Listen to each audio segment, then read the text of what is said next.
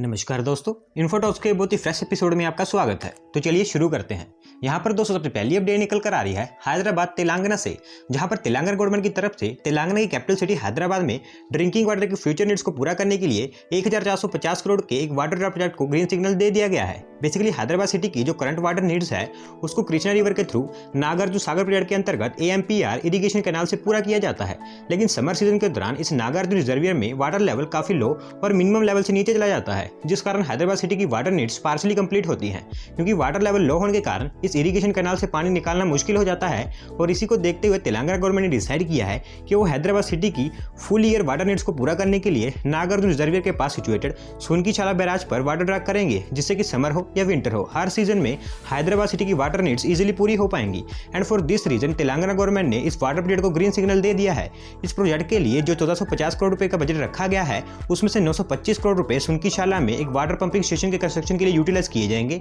और वहीं 215 crore rupees electromechanical equipments, सब स्टेशंस एंड इंस्ट्रूमेंटेशन वर्क्स के लिए खर्च किए जाएंगे और remaining amount maintenance and operations के लिए खर्च की जाएगी। और ऑलरेडी इस प्रोजेक्ट की डेवलपमेंट के लिए 725 करोड़ रुपए एलोकेट कर दिए गए हैं and with in next 2 years के बीच इस प्रोजेक्ट को कंप्लीट कर लिया जाएगा।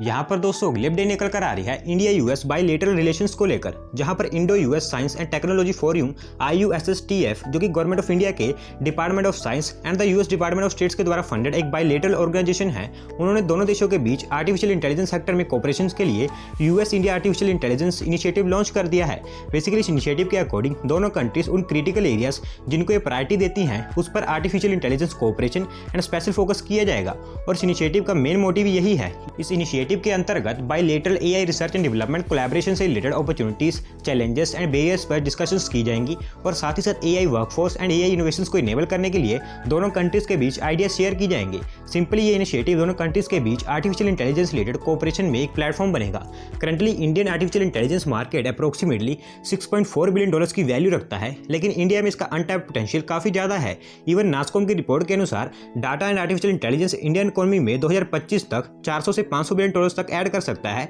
जो कि सिंगल हैंडेडली इंडियन इकोनॉमी को ड्राइव कर सकता है। और उसी अनटैप्ड पोटेंशियल को डिस्कवर करने के लिए ये इनिशिएटिव लॉन्च कर दिया गया है, जो कि काफी अच्छी अपडेट है।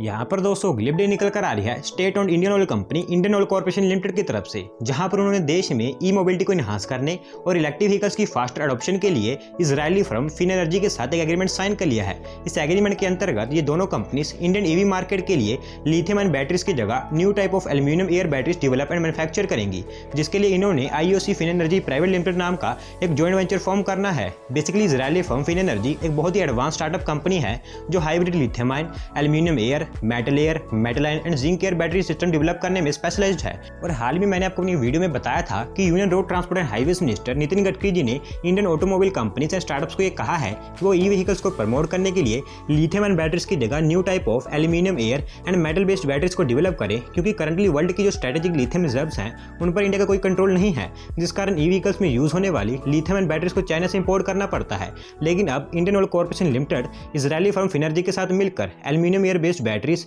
Green storage systems and long lasting energy options को डेवलप करेगी, जो कि गवर्नमेंट ऑफ इंडिया के मेक इन इंडिया इनिशिएटिव के लिए काफी बड़ा बूस्ट है।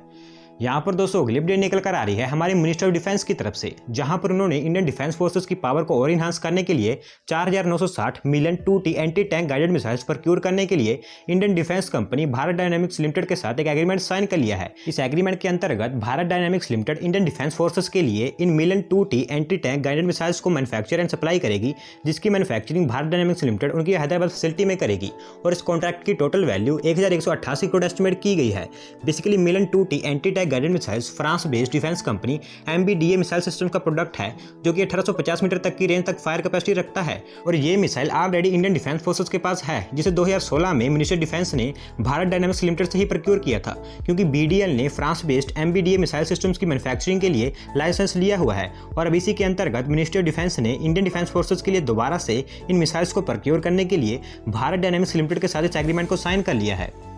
यहाँ पर दोस्तों अगली अपडेट निकल कर आ रही है उत्तर प्रदेश स्टेट से, जहाँ पर उत्तर प्रदेश मेट्रो रेल कॉर्पोरेशन लिमिटेड UPMRCL की तरफ से यूपी के under construction Kanpur metro and Agra metro projects के लिए Indian telecom infrastructure and equipment manufacturer HFCL को 221 करोड़ का ऑर्डर दे दिया गया है। इस ऑर्डर के अंतर्गत HFCL उत्तर प्रदेश में under construction metro projects Kanpur metro and Agra metro के लिए टेलीकम्युनिकेशन सिस्टम को सेटअप करेगी, जिसमें कानपुर मेट्रो के दोनों कॉरिडोर और आगरा मेट्रो का एक कॉरिडोर शामिल है। एंड ओवरऑल आप कह सकते हैं कि कानपुर मेट्रो के 32.4 किलोमीटर लंबे नेटवर्क एंड आगरा मेट्रो के 14 किलोमीटर लंबे नेटवर्क के लिए ये कंपनी टेलीकम्युनिकेशन सिस्टम को सेटअप करेगी, जिसके लिए इस कंपनी को नेक्स्ट 33 मंथ का टाइम पीरियड दिया गया है। बेसिकली हिमाचल फ्यूरिस्टिक कम्युनिकेशन लिमिटेड HFCL इंड one of the leading and advance telecom infrastructure and telecom equipment manufacturer है, जो पहले भी इंडियन रेलवेज के लिए उनके 2 under construction dedicated freight corridors यानी कि eastern dedicated freight corridor and western dedicated freight corridor as well as international metro rail projects in Bangladesh and Mauritius जैसी कंट्रीज में उनके द्वारा डिजाइन एंड मैन्युफैक्चर किए गए टेलीकम्युनिकेशन सिस्टम को इंस्टॉल कर चुकी है, जिस कारण इनकी सक्सेस एंड वर्क को देखते हुए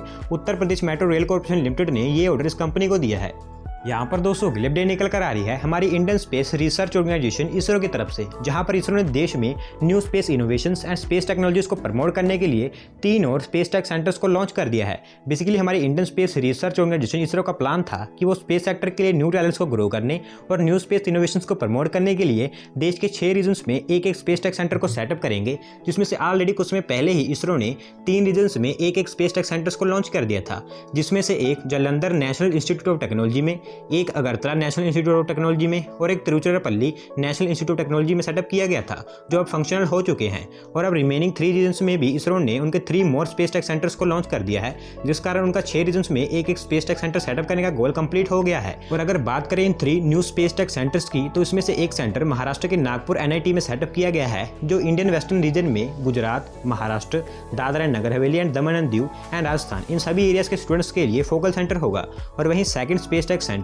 भोपाल के मौलाना नेशनल इंस्टीट्यूट ऑफ टेक्नोलॉजी में ओपन किया गया है, जो मध्य प्रदेश, उत्तर प्रदेश एंड छत्तीसगढ़ के साइंस रिलेटेड स्टूडेंट्स को फैसिलिटेट करेगा। और similarly third centre Rourkela national institute of technology में ओपन किया गया है, जो Bihar, Jharkhand, Odisha, west Bengal and union territory Andaman Nicobar के स्टूडेंट्स के लिए होगा। बेसिकली इन स्पेस टेक सेंटर्स में स्टूडेंट्स को स्पेस सेक्टर के लिए new researches, innovations, technologies and prototypes related training दी जाएगी, और साथ ही साथ इंडियन स्पेस सेक्टर से फैमिलियर करने के लिए इसरो के ऑनगोइंग मिशन से रिलेटेड प्रैक्टिकल स्टडीज भी की जाएंगी। यहाँ पर दोस्तों अगली अपडेट निकल कर आ रही है इंडियन इकोनॉमी को लेकर, जहाँ पर मूडी एनालिटिक्स, जो कि American business and financial service company Moody's corporation की सब्सिडरी है, उन्होंने इस साल यानी कि साल 2021 में इंडियन इकोनॉमी के ग्रोथ रेट प्रेडिक्ट को रिवाइज कर दिया है, और कैलेंडर ईयर 2021 के इकोनॉमिक ग्रोथ रेट को रिवाइज करके डबल डिजिट 12% प्रेडिक्ट किया है। बेसिकली लास्ट ईयर में इंडियन इकोनॉमी के नेगेटिव ग्रोथ को देखते हुए मूडी ने कैलेंडर ईयर 2021 में इंडियन इकोनॉमी के लिए 9% का ग्रोथ रेट प्रेडिक्ट किया था, लेकिन लास्ट ईयर अक्टूबर से दिसंबर क्वार्टर में इंडियन इकोनॉमी ने प्रेडिक्ट किए गए ग्रोथ रेट से अच्छा परफॉर्म किया था,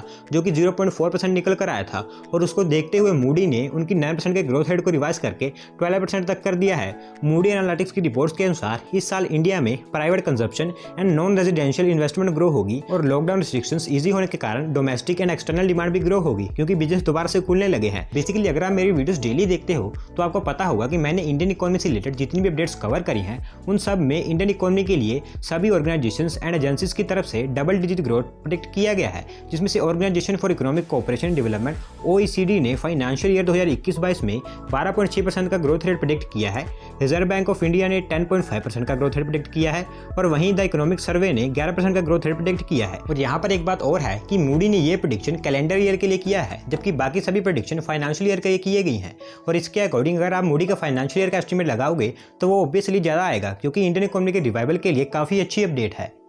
तो दोस्तों आज की वीडियो में बस इतना ही। अगर आप अपनी तरफ से अपडेट सबमिट करना चाहते हैं तो डिस्क्रिप्शन में दिए गए लिंक पर क्लिक करके सबमिट कर सकते हैं। और अगर आज की वीडियो पसंद आई हो तो वीडियो को लाइक करें, चैनल को सब्सक्राइब करें। धन्यवाद आपका वीडियो को देखने के लिए।